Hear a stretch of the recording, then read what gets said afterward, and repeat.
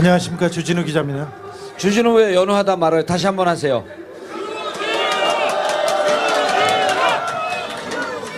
예. 주진우 기자님, 네. 팬카페가 많다가 요즘 2명 남았다는 건 어떻게 됐어요?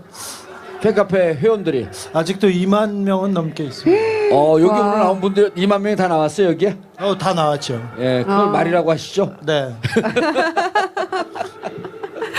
인기가 진짜 어마어마하시네요. 예, 네. 2만 명이요. 저도 얼마 안 돼. 저보다 많은 것 같아요. 제가 이제 18만 명 남았으니까. 네. 진짜 18만 명이에요 저는. 18만 명이요? 예. 와. 예. 18만 명? 그 진짜 모이면은 어떨 때 2명 모여요. 깃발 든 사람하고 저하고.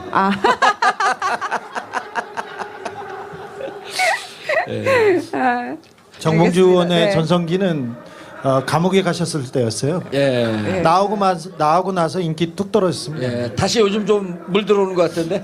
저도 조금 그렇게 생각합니다. 예. 정봉주 의원이 종편에 나가서 종편 패널들을 제압하는 걸 보고 다시 그 팬들이 몰려든다는 제보가 있습니다. 정신 예. 차리십시오. 네.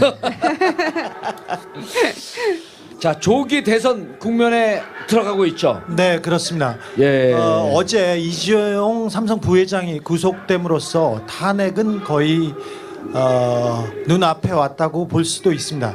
사실 특검이 출범할 때만 해도 이재용의 구속까지는 생각하지 못했습니다. 그래서 삼성을 어떻게 해야 되느냐. 삼성은 특검이 잡아야 할 대마와도 같았는데 삼성을 잡지 못하고 탄핵으로 넘어갈 경우에 대한 경우의 수를 면밀히 따졌습니다. 그런데 수사 과정에서 계속해서 삼성과 청와대의 그 미략 그리고 공모, 그 뇌물까지 명확하게 드러남으로써 대마가 잡혔죠. 그래서 헌법재판소의 부담을 줄었다고 봅니다. 그래서 조기 대선은 눈앞에 왔다고 봅니다. 예. 그런데 1월 19일 날 이제 1차 영장이 기각됐을 때요. 네. 그때 이제 특검이 한번 휘청하고 헌재도 내부적으로는 좀 이게 뭐지? 이렇게 깜짝 놀랐었단 말이에요. 네, 근데 그 당시만 해도 특검이 원칙적으로 수사를 하고 영장을 잘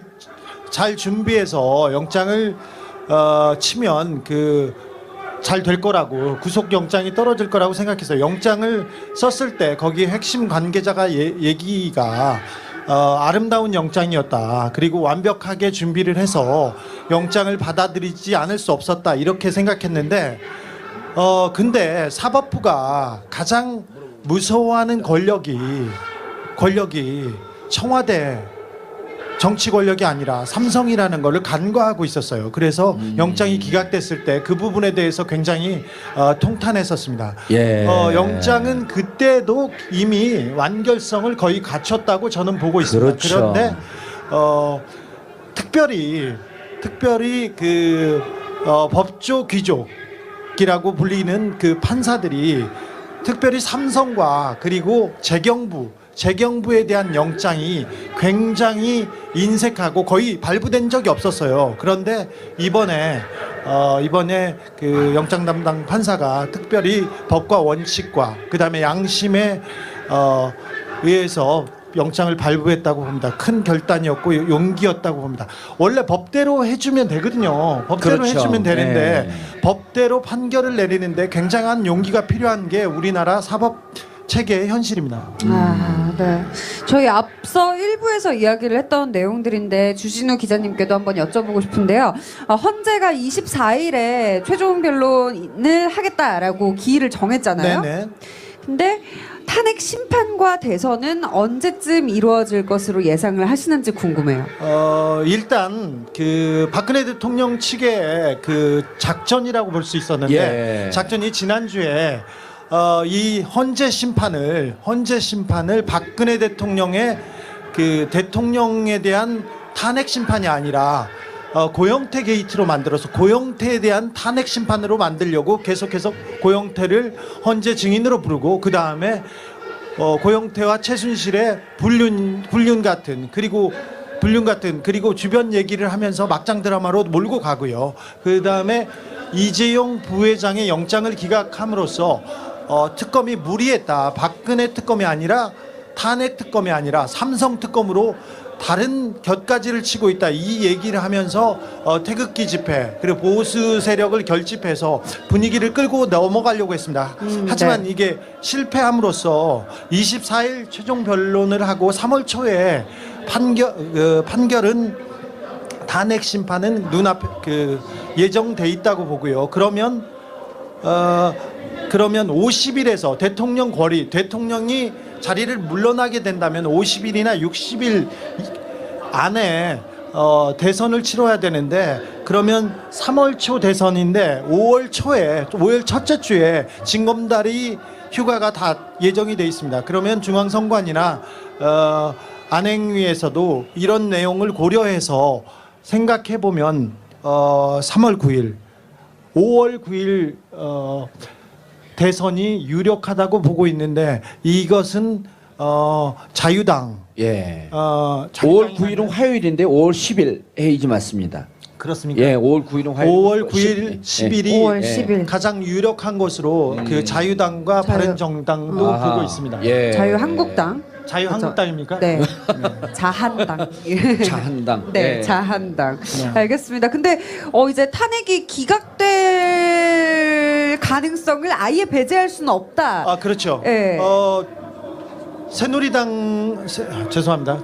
자유한국당 자유당입니까? 자유당으로 불러요. 예. 아직 헷갈려요. 자유당과 그리고 네. 청와대 그리고 지금 권력을 가지고 있는 분들이 가장 주력을 두고 있는 게 헌재에서 헌법재판관 한두 명을 설득해내서 그 사람들의 그 의견을 바꿔서 지금 거의 대부분 이거는 뭐 제가 취재한 내용이니까 모르겠지만 거의 결정이 섰다고 봅니다. 그래서 예. 몇 사람이 기각 결정을 함으로써 대통령이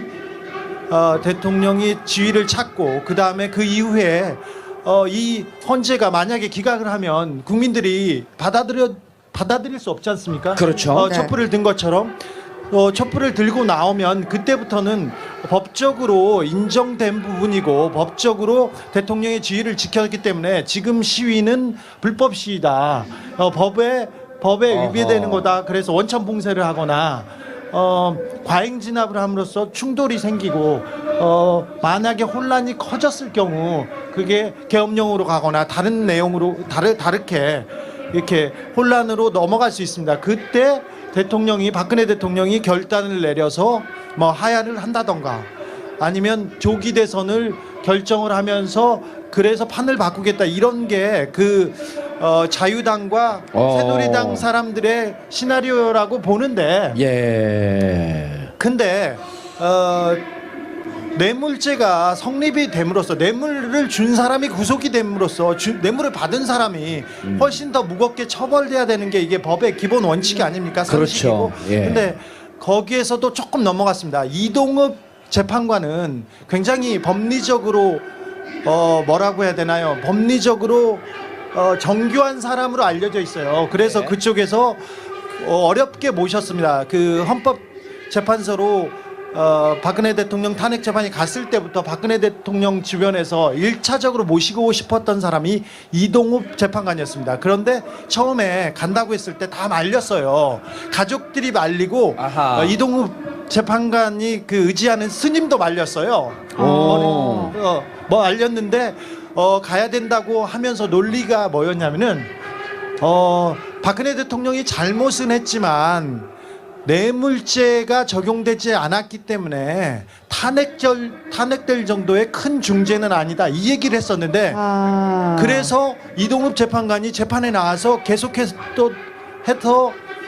얘기한 논리가 뇌물죄 적용이 안 됐기 때문에 탄핵은 무리하다, 이게 논리였는데 네. 뇌물죄가 적용이 됐네. 어떡해요. 아하. 그래서 자기 발등을 지금 찍고 있습니다. 발등을 아이고. 찍었네. 예. 예.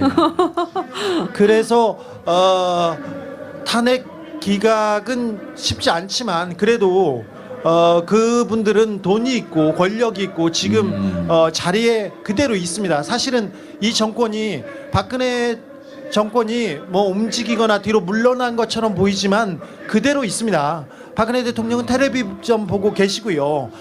다른 사람들은 다 그 자리에 있습니다. 박근혜 정부의 2인자 황교안이 대통령 직무대행을 하고 있지 않습니까? 예. 오직 이 정권의 최순실 여사만 뒤에 물러나 있는 거지 나머지는 그대로 있다고 보니 그 사람들은 뭐든지 다 할 겁니다. 박근혜 대통령 주변 사람들을 보면 그런 얘기예요. 우리가 어떻게 잡은 정권이냐.